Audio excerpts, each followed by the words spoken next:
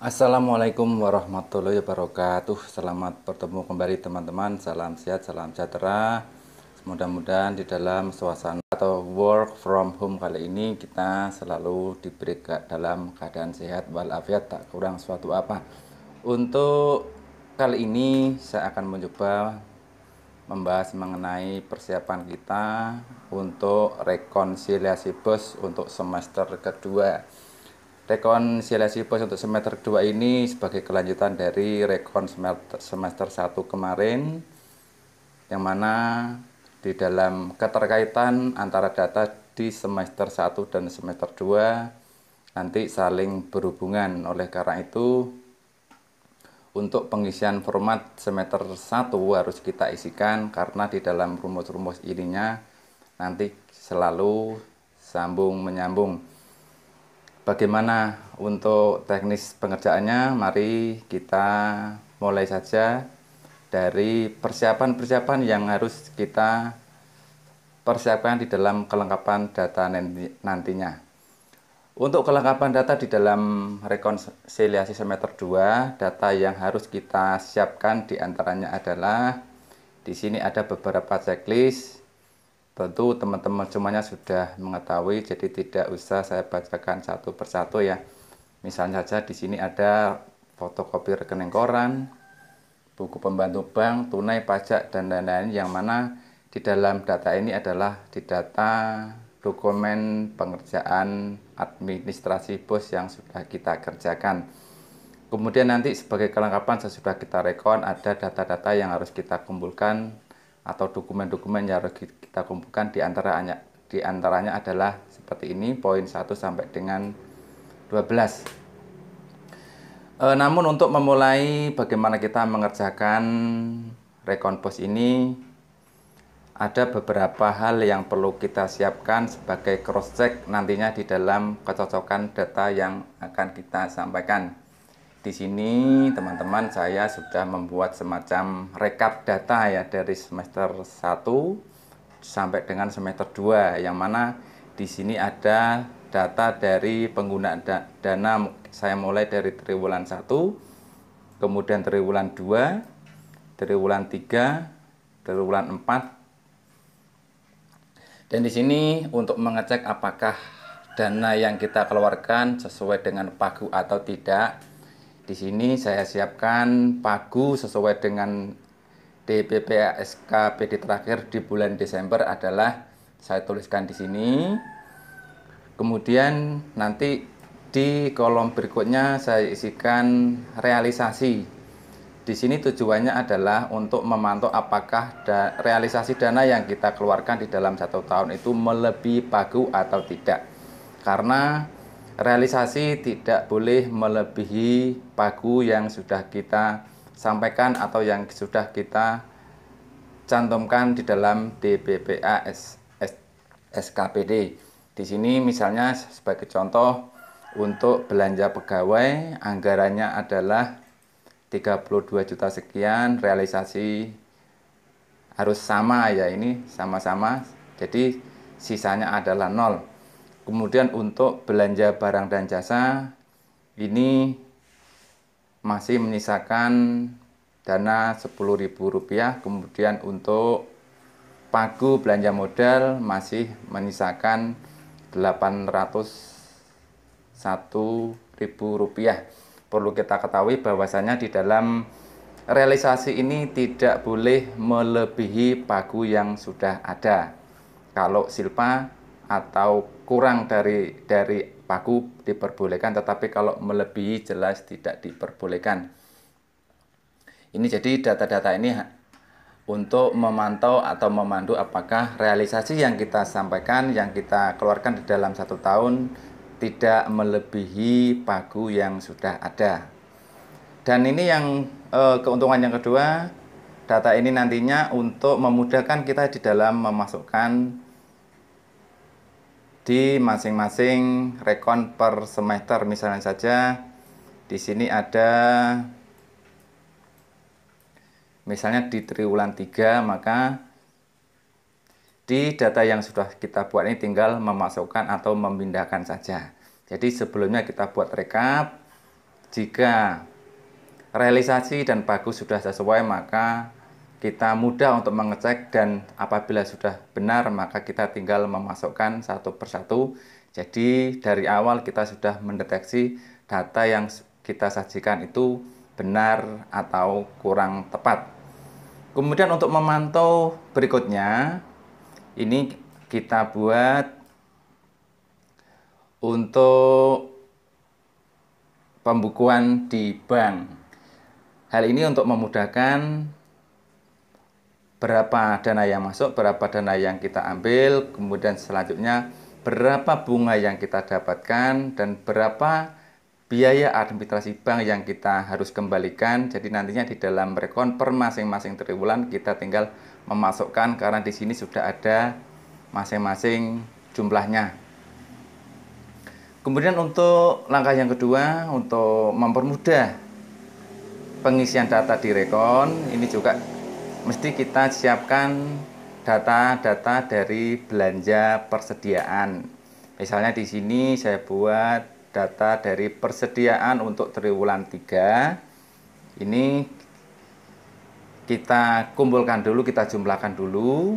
Ini di triwulan 3 jumlahnya adalah Rp1.390.200. Nantinya ini harus sesuai dengan data realisasi. Kemudian untuk persediaan untuk triwulan 4 juga sudah saya pisahkan, nanti untuk mempermudah di dalam memasukkan di barang-barang persediaan per triwulan. Hal ini jika sudah kita pisahkan jumlahnya dan barangnya, maka untuk selanjutnya adalah di dalam format persediaan nanti ada belanja ATK, ada belanja barang-barang peraga pendidikan, kemudian ada alat-alat kebersihan. Jadi tinggal kita memisahkan per jenis belanja. Kemudian yang selanjutnya adalah belanja modal.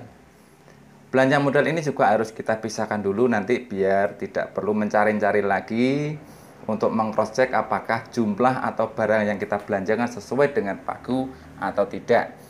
Jika sudah sesuai, maka nantinya kita akan lebih mudah untuk memasukkannya di dalam format rekan di masing-masing triwulan. Seperti di sini untuk belanja persediaan di triwulan 1 sudah ketemu jumlahnya. Kemudian untuk belanja persediaan di triwulan keempat sudah ketemu jumlahnya. Kemudian untuk belanja modal 1 semester di sini juga sudah ada jumlahnya. Jadi nantinya kita tinggal memasukkan per jumlah barang dan per jenis barang. Baik, sesudah data ini sudah kita pisahkan, maka selanjutnya adalah kita memasukkan data-data tersebut di dalam format rekon.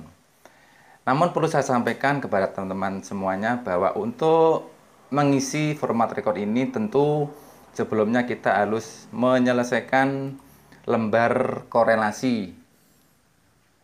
Di sini akan saya bukakan lembar korelasi untuk triwulan 3, teman-teman ya. Untuk triwulan 3 ini, hal pertama yang harus kita isikan adalah dari MSD dulu.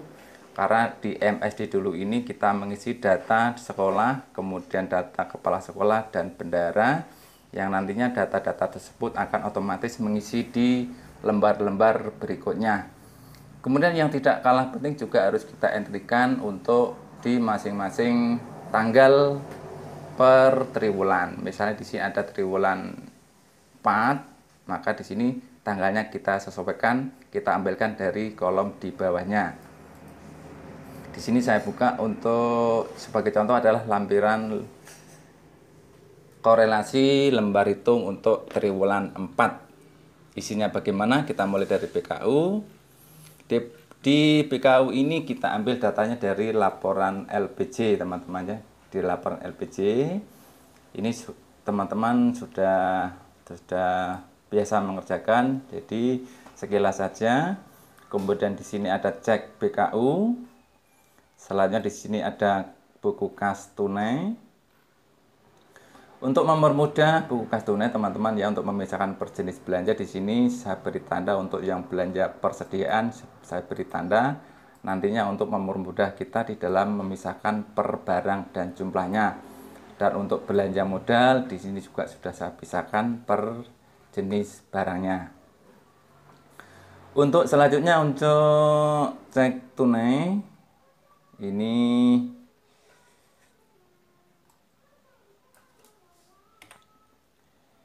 untuk cek tunai ini kita usahakan tidak ada yang merah ya teman-teman ya.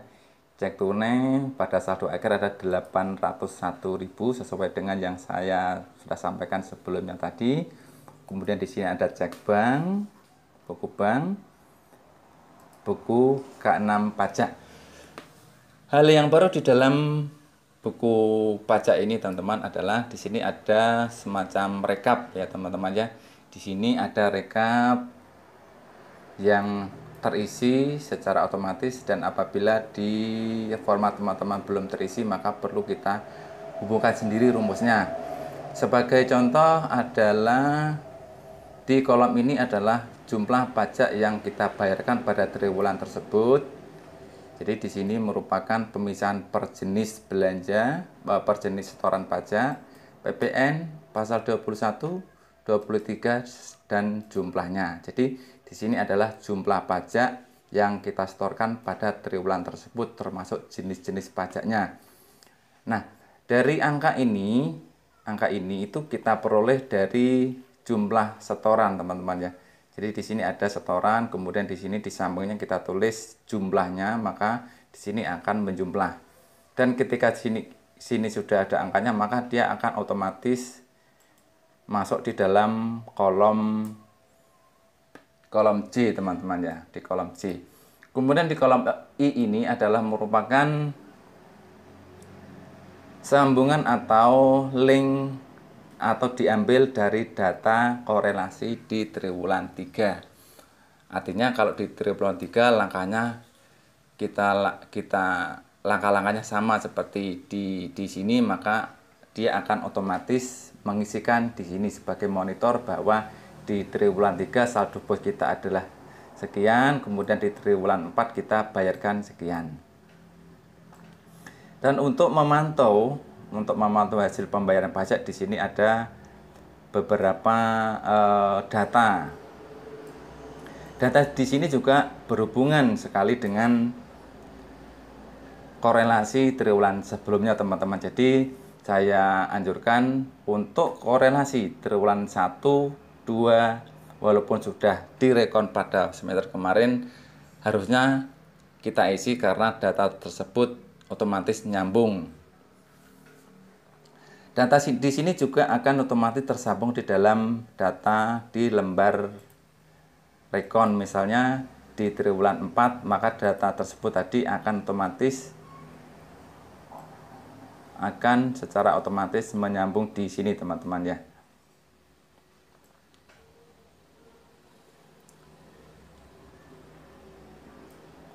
Jadi baik, jika untuk lembar korelasi triwulan 1 sampai dengan 4 sudah kita kerjakan, maka kita mencoba untuk membuka format rekon untuk di semester kedua.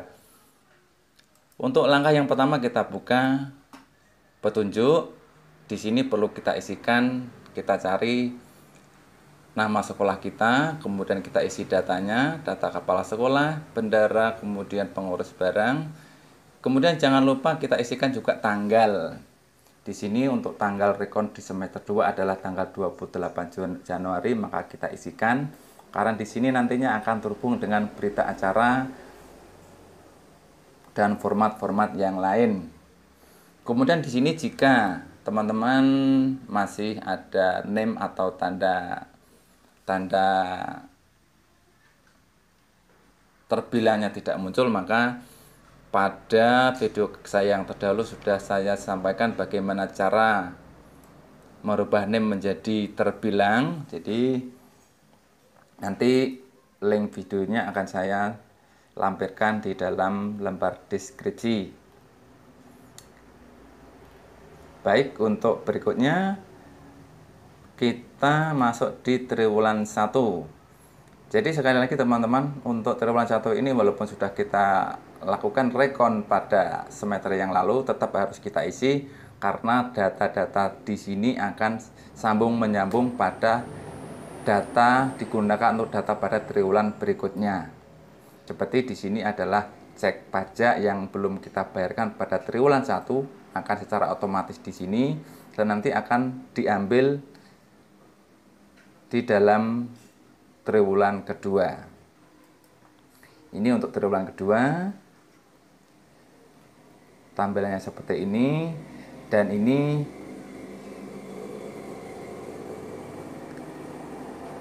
juga merupakan data pajak yang belum kita bayarkan pada triwulan tersebut. Kita lihat juga untuk triwulan ketiga.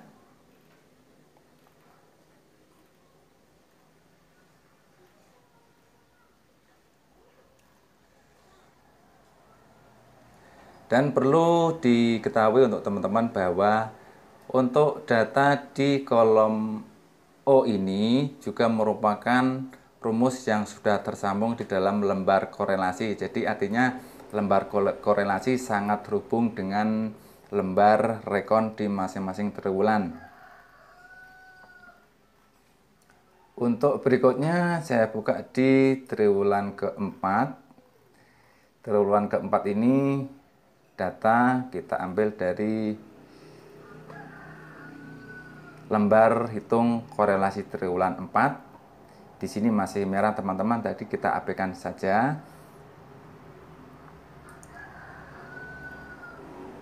Nah, perlu diketahui untuk triwulan 4 ini sebagai indikator jika di sini sudah kosong, berarti pajak sudah kita bayarkan pada triwulan tersebut.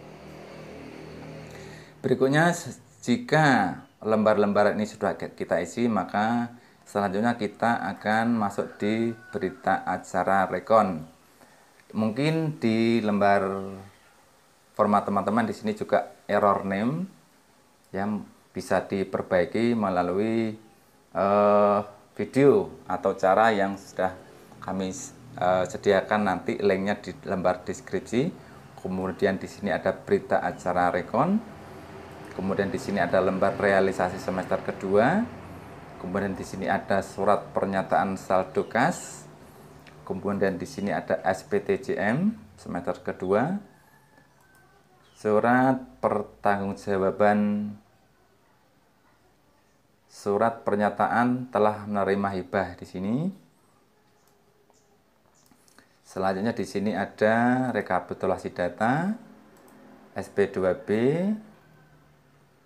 Di sini ada lampiran SP2B, lembar persediaan. Jadi teman-teman, seperti saya ingatkan yang pertama sebelumnya tadi di awal, jika data tersebut sudah kita siapkan,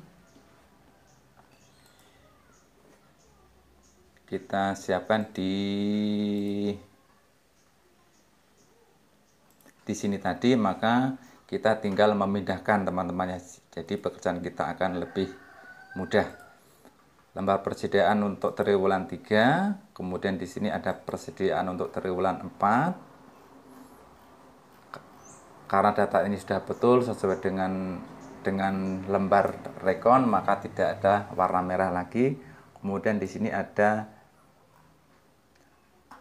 lembar atau rekap belanja modal di dalam semester 2. Di sini sudah tidak ada yang merah, maka dengan ini berarti data atau angka-angka yang ada di sini sudah sesuai dengan lembar rekon. Nah, demikian teman-teman, sudah sedikit mengenai gambaran rekon untuk semester 2. Mudah-mudahan apa yang saya sampaikan ini ada yang teman-teman bisa ambil, terutama untuk teman-teman yang pemula. Dan apabila ada sesuatu yang ingin disampaikan, silakan tulis di kolom komentar. Demikian, terima kasih. Jangan lupa support untuk kami teman-teman untuk subscribe di video ini, kemudian bagikan dan like agar bermanfaat kepada teman-teman yang lain. Demikian, terima kasih.